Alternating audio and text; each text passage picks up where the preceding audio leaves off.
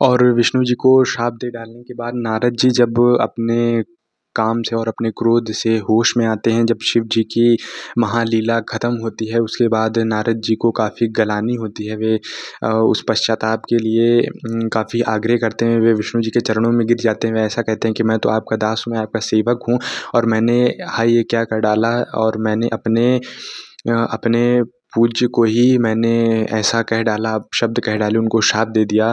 तो विष्णु जी से वे कहते हैं कि मुझे ऐसा बताइए कि जिससे मुझे नर्क में ना गिरना पड़े, क्योंकि ये जो मैंने घोर पाप किया है इससे तो मैं नर्क का ही भोगी बनता हूँ। तो वो विष्णु जी से कहते हैं कि मुझे कुछ उपाय बताइए, हे परमात्मा मुझसे बहुत बड़ी भूल हो गई है। तो विष्णु जी फिर उन्हें समझाते हैं। विष्णु जी ने उनसे कुछ तर्क वितर्क नहीं किया। जब उन्होंने शाप दिया, नारद जी ने जब क्रोध में उन्हें शाप दिया, तो विष्णु जी ने हँसते-हँसते उस शाप को स्वीकार किया। तो नारद जी कहते हैं कि विष्णु जी से आग्रह करते हैं कि आप तो जगत के मालिक हैं, तो आप इस श्राप को गलत साबित कर दीजिए, इसको हटा दीजिए। तो विष्णु जी ऐसा नहीं करते हैं। विष्णु जी जब ऐसा जानते हैं कि नारद जी काफ़ी ग्लानि में हैं, उनको पश्चाताप हो रहा है, तो उनको फिर वे सलाह देते हैं, उनको बताते हैं कि किस प्रकार तुम पश्चाताप कर सकते हो। तो वे उनको समझाते हैं कि नारद जी आपने बहुत बड़ी गलती करी है, शिव जी की कही हुई बात को नहीं मानी है, उनकी बात की अवहेलना करी है।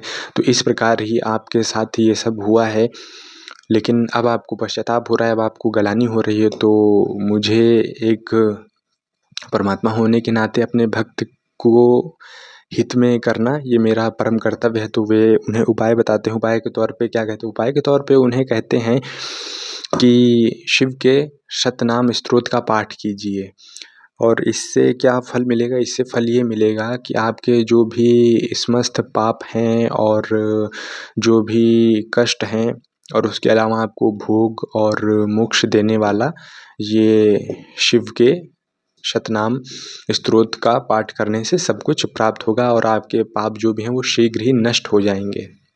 और फिर विष्णु जी ने जब उन्हें उपाय बता दिया कि किस प्रकार आप अपने पश्चाताप कर सकते हैं और अपने जो भी गलत कार्य किया है उसकी आप जो भी सज़ा है वो पूरी कर सकते हैं, वो शिव शतनाम स्तोत्र का उन्होंने पाठ बताया। और फिर वे कहते हैं कि सारे संशय को त्याग कर आप इसी का पाठ करें, और आप अब दुखी मत होइए, जो होना था सो हुआ, और जो भी हुआ तो वो शिव की ही माया से हुआ। जो उन्होंने आपको मुख दिया वो शिव की माया से था, जो उन्होंने कहलवाया, जो भी क्रियाएँ हुई, जो भी लीलाएँ हुई, वो सब शिव की माया थी, शिव जी की इच्छा से हुआ, और शिव जी की ही इच्छा से मुझे ये श्राप मिला। तो आप इस पे दुखी ना होइए बिल्कुल भी। और वे कहते हैं कि उन्हीं की उपासना कीजिए और सदैव उन्हीं का भजन कीजिए। और वे एक बहुत ही अच्छी बात कहते हैं। क्या बात कहते हैं? वे बात कहते हैं, हे मुने, जो शरीर, मन तथा वाणी से शंकर को प्राप्त कर लेता है वही पंडित है, ऐसा जानना चाहिए, और वही जीवन मुक्त कहा जाता है। अंततः विष्णु जी नारद जी को सब कुछ बताने के बाद सलाह देते हैं कि आप शिव आराधना में लीन हो जाइए। आप सर से पैर तक आप शिव भक्ति कीजिए और शिव जी में ध्यान लगाइए। और उसके पश्चात आप जो भी है शिव जी का नाम जप करिए, उनकी स्तुति करिए, और उनके शिव शतनाम का पाठ करिए।